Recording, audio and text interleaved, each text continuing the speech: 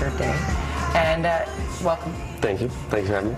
For those who don't know your story, give us a little bit of a synopsis. Yeah, so Pink Shirt Day started in 2007, and it started when a grade 9 student at my high school was bullied for wearing a pink shirt. Myself and my friend David Shepard decided that we need to do something for this student, that he couldn't go on being bullied throughout his high school life. We were seniors, we thought we run the school now, that we needed to set this example for kids. So we went out that night, we bought 75 pink women's tank tops, brought them to school the next day, didn't know what was going to happen, and Pink Shirt Day was born. We had a school of about 1,000 kids, and about 800 kids showed up that day wearing pink through using social media to share the message through the shirts we had bought. It was amazing to see what it turned into, and for me it was like standing up for myself, because I was bullied as well when I was a kid throughout all of school. So it was a way for me to stand up for myself, it was a way for me to stand up for this grade 9 student, it was a way for me to really make a difference in my school.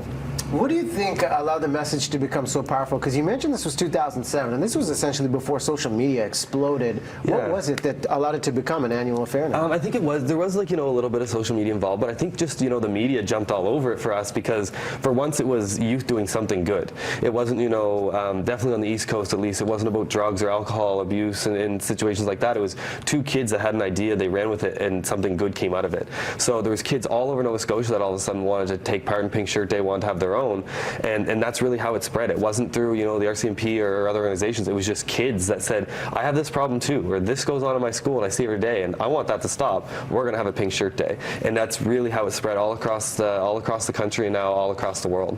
Which is unbelievable. You've truly changed the world with that one decision to go buy those shirts. My head's going to be too big when I leave here now. To see the pink shirt and to know that it's now the international symbol for anti-bullying, it blows my mind. That a simple act of kindness, and this is what I tell kids. That just an idea, just a thought of this is wrong and we shouldn't be doing this, was able to spread around the world. Last year, 6.8 million people worldwide took part. I'm working with Japan now. There's a group in Tokyo that want to do Pink Shirt Day, and we got here in BC was one of the first ones the first province really to take it and run with it, and it's just amazing to see what you guys have done with it here. Like, it just blows my mind every time I come out here, and I was really fortunate to be here last year just before Pink Day. I saw the big poster up at London Drugs and everything, and I just get so excited, and it's almost like giddy, I guess, that me and DJ, we started this so long ago, and here we are 7 years this September later, and it's still going so strong. There are really three angles to look at the situation: the victim, the bully, the bystander. How personal is the issue for you when it comes to the idea of bullying? Yeah, like I said, I was really affected by bullying when I was a kid. It was something that affected me, it affected my family. My mom and my dad, they were so supportive, and my older sister as well, but it came to a point where they didn't know what to do. They didn't know how else to help me. I went to therapy, that didn't work. They were really good at just letting me do the things I wanted to do. So if I want to sit down and play video games and not go outside and play with other kids, they said it was okay, because they knew what would happen. Now, as I'm older and I look back at what I went through, I don't think any kid should have to go through bullying to be this stronger person, but it did make me stronger. But I just look at what I went through now as kind of a gift that I can use to help kids that are going through the same situation, that necessarily don't want to talk to an RCMP officer, don't want to talk to a teacher. They can see me and say, he's a young guy, he just got out of high school, he can talk to me about this, he knows what I'm going through, he knows the problems that I'm facing, and even if he just listens, that's enough.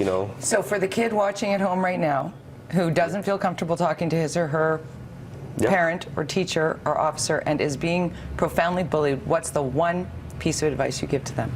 The one piece of advice I'd give is that life is bigger than what they're seeing right now. And it's so hard to imagine what life is like outside of high school or junior high, because that's your everyday. Now that I guess we're adults, I'll consider myself an adult now. You are. We worry about car payments and mortgages and stuff like that. Kids are worried about going to school, what they're going to wear to face that high school bully. And that's their reality. That's their everyday. When they wake up, it's not job, it's school. And that's their life. So it's really hard for them to understand that when they go to university or when they do whatever they're going to do, their next stage in life, that there's people out there just like them.